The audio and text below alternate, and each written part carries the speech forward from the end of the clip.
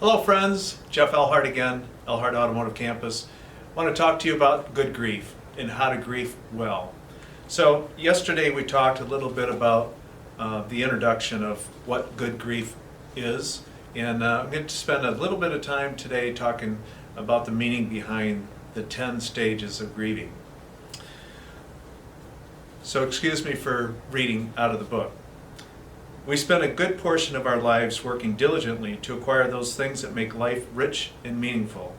Friends, a wife or husband, children, a home, a job, material comforts, money, let's face it, and security.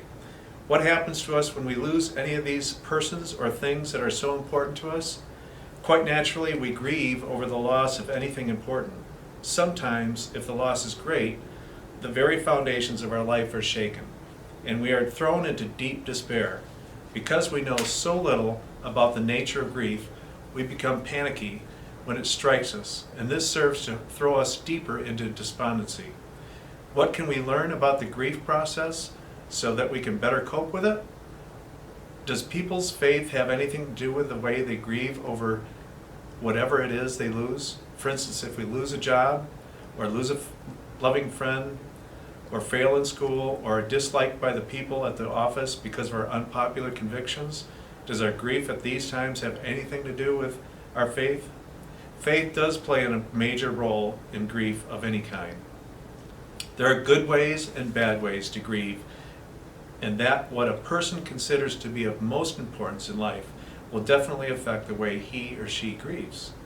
The theme of this book is good grief, because we will try to explore the good aspects of grief. We will try to describe not only the pattern of grief, but also what we can learn from it. And since everyone in a lifetime must from time to time confront the loss of something or someone he or she loves, this booklet is for you and everyone else. If we include our little griefs along with our large griefs, we can say that grief is as natural to any person and every person as breathing. It is inevitable. You cannot live without experiencing it in 1,000 different ways. Such a seemingly inconsequential thing as your husband's phoning at the last minute, just before guests are arriving for dinner, to say that he has to work late throws you into a mild form of grief.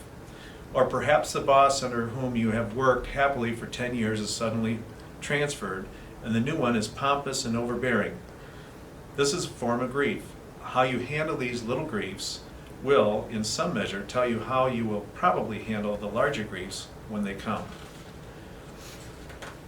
A list of those losses can be inexhaustible. We can lose our health, we can lose our eyesight, our hearing, we can lose our home through fire or tornado or through financial ruin. In some families, grief comes with the loss of a pet that has been part of everything that has gone on in that household for 10 years or more. Any of these things, and many more, can set in motion a cycle of grief. Grief is a natural part of human experience. We face minor grief almost daily in some situation or another. The 10 stages of grief described here must be understood to be the normal process through which most people must go as they face up to their loss. In other words, we will be talking about the road the majority of humans must travel in order to get back into the mainstream of life.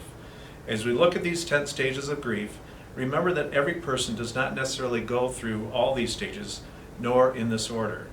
Moreover, it is impossible to differentiate clearly between each of these stages, for a person never moves neatly from one stage to the other. So tomorrow we'll talk about stage one of grieving, which is we are in a state of shock. Thank you, and we'll see you next time.